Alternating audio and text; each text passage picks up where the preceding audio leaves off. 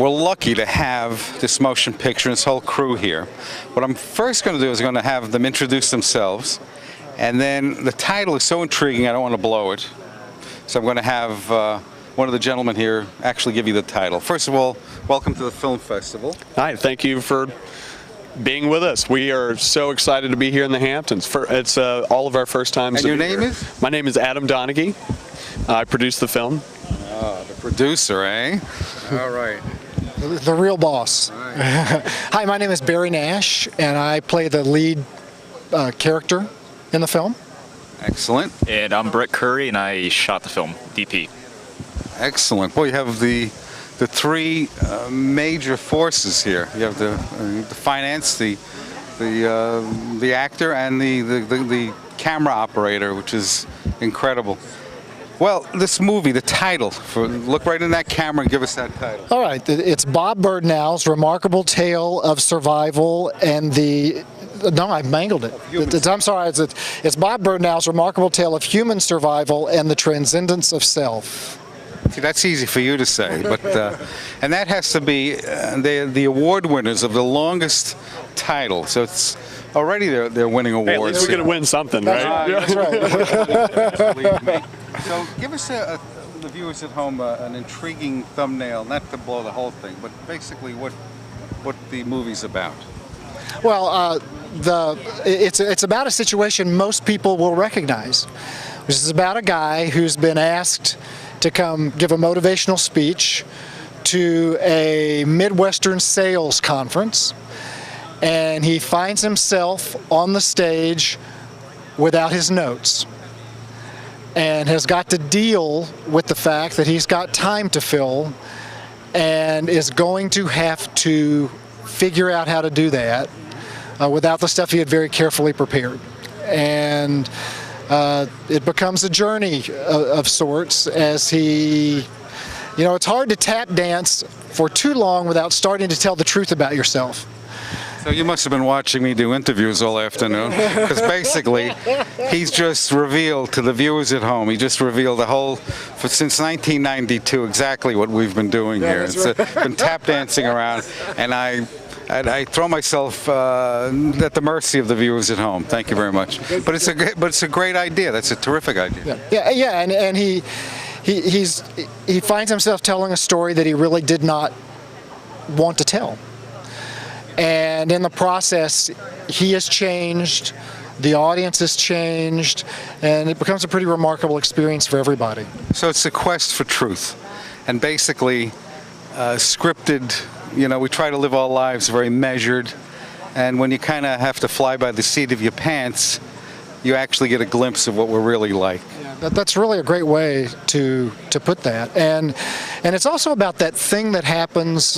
You're probably the exception, but I know for me, that thing when you're younger, you're going, boy, when I grow up, I'm going to be a famous surgeon. I'm going to be so-and-so, and then one day you wake up and you go, this is really not what I expected at all. And how do I make meaning out of this? How do I get okay with this life I find myself living? It's not the one I fantasized about. And the film really goes at that in a way. I will tell you, as an actor, now authentically very middle-aged actor, having lived that journey. Did you do a lot of improv in your career? I actually have not done a lot of improv, mostly stage work. And much of my time the last 30 years has been coaching television news people. And so I work with anchors and reporters, and that's what I do, yeah. And for folks like ESPN and CNN and NBC and folks like that. Okay. And so I'd love to see the blooper reel in you. I've spent as much time with people doing what you do as I have with people in the theater and doing films. So my condolences then. So tell me, as a cinematographer, first of all, how was it shot? What did you use? We used Red Epic with Zeiss Master Primes, and yeah, it was interesting. I mean, the two films I've done with Eric, the one we did last year that screened here was called Cork's Cattle Baron, and this one, they both taken place essentially within one room, within a square box. So that's really constrictive, but it allows you to I mean, constraints can be good. It allows you to find interesting ways to present a simple idea. So yeah, that's my experience working with Eric. He likes to put you in a box. You like the red? Yeah, I do. I like the Alexa better, but a lot of times it comes down to what's available and what you can fit in the budget, and that was the right tool for the job. So Excellent, excellent. And where do you see the direction going with cinematography?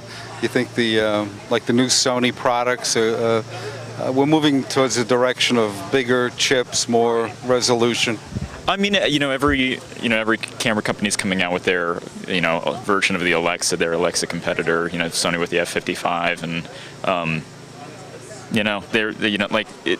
it's always been. You find the right tool for the job, and it's so much about the lenses you choose now. I mean, we shot in a very dark conference room. Had to find a way to dramatically light that, but we used master primes because you can open them up to 2, and they're clean and crisp. So. Yeah, I mean, it's you can't stop the train. It's. Would you ever go back to emulsion again? Not personally. I there's pros and cons to both workflows, from the perspective of my job and also from the director's perspective, and but I like seeing what I'm gonna get. Whatever control you give up by having everybody surrounding a monitor, I think you gain so much more, and just being able to sleep at night a little bit better. So you got it on, you got it in some file, right? Excellent. And what brought you to the project? Well, so I've produced a couple films for Eric already. I produced Corpse Cattle Baron, which Brett mentioned, and we've also produced films together that Eric neither wrote nor directed. And we're actually also partners at a historic movie theater in Dallas, Texas called the Texas Theater. Oh, I've heard of it. Yeah, it's the site where Lee Harvey Oswald was caught. Yeah. So we just keep working together on things, and we're restored it, didn't they restore it? Yeah. We were part of that, and so it is now an art house cinema. We're open all the time. We show movies on 35 millimeter as much as possible because we are purists, and we love. That's declared a landmark, isn't it? Absolutely, yeah. It's on the National Register of Historic Places.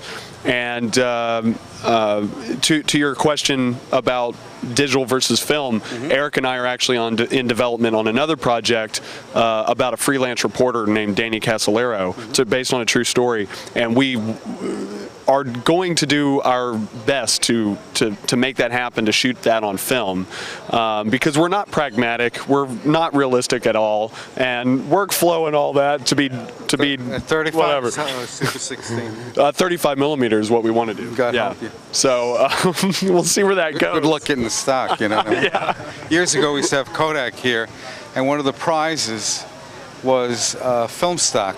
And we also had a title company that would give you free titles, in the film form, to give you an idea how far back it was. And slowly and surely, when I remember one year when the young filmmaker got the Kodak stock, and he sat up there receiving the gift. He says, "What am I going to do with this?" That was the last year Kodak was there. So, well, Kodak is a couple of flash drives. Kodak is trying to get back on this. I've actually talked to them, and they've got some incentives right now. So we'll see where it goes. That's true. It's unbelievable. Well, the film once again is. I'm going to give you the title once again from the actor here. Bob Birdnow's remarkable tale of human survival and the transcendence of self. Excellent. It airs at 10:11 at 7 p.m. East Hampton and 10:14 at 2 p.m. East Hampton UA 5. But you guys have a website, right? We do not have a website. Not yet? No, we don't have a trailer.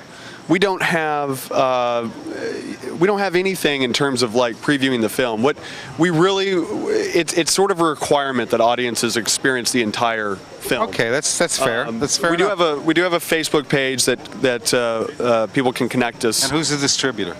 Well, we haven't gotten to that point yet. All right, so if there are any guys and girls out there with the big pocketbooks here on the East End or in Manhattan, okay, it's a great movie. And these guys are deep. They can do a lot of projects, and they have the whole enchilada here. get in touch with them, and you can do it through the hamptonsfilmfest.org, which is a Hamptons Film Festival website. And again, track them down. They're worth being tracked down, and reach out and get involved with them, because it's a great deal. This is a bonus here that we have today. So it's a narrative, worldwide premiere, 78 minutes. We highly recommend it. Thank you.